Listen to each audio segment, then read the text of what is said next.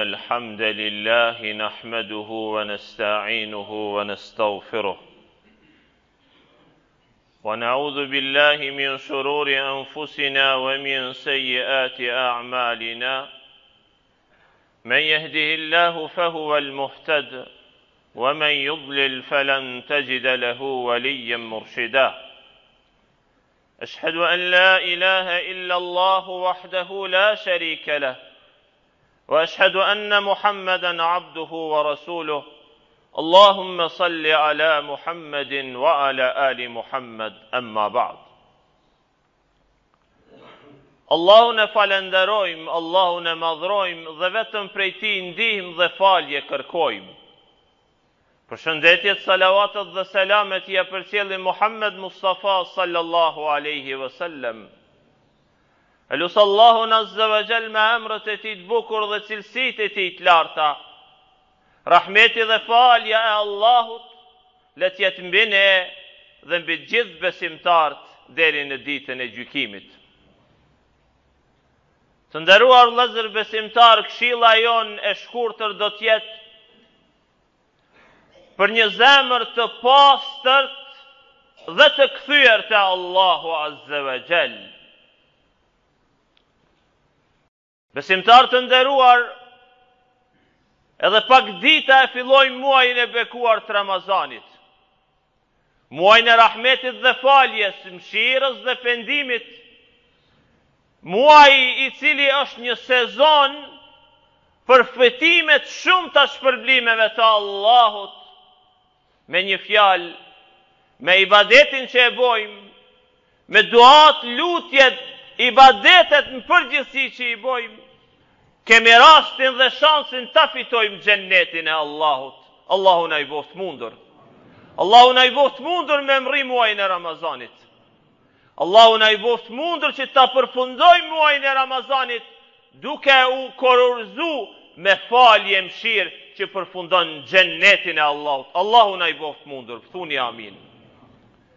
Të nderuar vëllezër besimtar, para pregaditja për Ramazan janë shumë të këshillat, por dy këshilla le të jenë kësaj radhe që kanë bajnë me zemrat tona.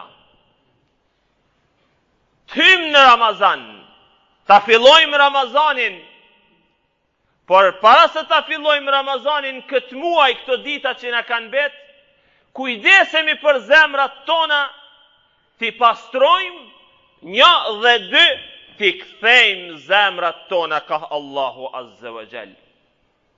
Zbashku ti lexojmë fjalët e Allahut. Zbashku ti kujtojmë disa fjalë të Allahut azza wa jall, që kanë bajnë me Ibrahimin alayhis salatu wassalam. Allahu azza wa jall thot: "Yawma la yanfa'u malu wala banun." Dita e gjykimit është një ditë ku nuk bën dobi, as nuk ka fajde as malli as evladi. Dikush në dynja është mburr me këto dy gjana, me këto dy sende, me këto dy dhunti që Allahu azza wa jall ja ka dhënë.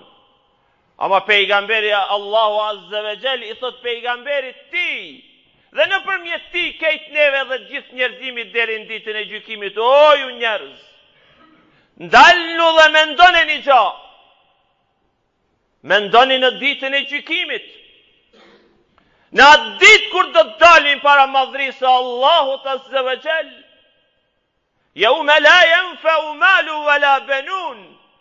Është një ditë e tmerrshme. Është një ditë e trishtueshme. Është një ditë ku dielli zbret 1 milë afër kokave të njerëzve. Një ditë ku njerëzit do të fundosen njerëz të veta.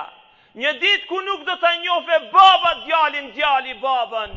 Një ditë kur do të ikesh do njëri prej njëri tjetrit, vetëm se mos me u taku, vetëm se haku njëri tjetrit mos me ja kërku. Allahu azza wa jall na kujton thot, kujtone, mirë se në atë ditë do të vini, nuk ka zgjidhje dhe rrugdalje tjetër, vetëm se do të dilni para madhrisë së Allahut për të dhënë llogari dhe përgjegjësi për çdo gjë që e keni bën dynja, dhe juve në atë ditë nuk ju bën dobi malli e as evladi. Çka ju bën dobi në atë ditë? Illa men ata Allah bi qalbin selim. E dobishme, e rëndësishme, e vlefshme që do t'ju boje juve dobi është vetëm se ai i cili vjen me zemër të pastërt. Qysh pastron zemrat tona me tauhid? Qysh pastron zemrat tona me la ilaha illa Allah Muhammedur Rasulullah? Allahu e forcoft imanin në zemrat tona. Allahu i pastrof zemrat tona dhe Allahu na i boft mundur me dal para madhris ti me zemrat tona të pastërta. E kur do të dalim para Allahut dhe zemrat tona do të jenë të pastërta, cili do të jetë shpërblimi i Allahut? Allahu thot: "Wa uzlifatil jannatu lil muttaqin." Ata në ditën e gjykimit që kanë zemrat të pastërta, xheneti i afrohet njerëzve që e kanë frikë Allahun azza wa jall. Merë me mend o robi Allahut. Merë me mend o ju besimtar, o ju musliman.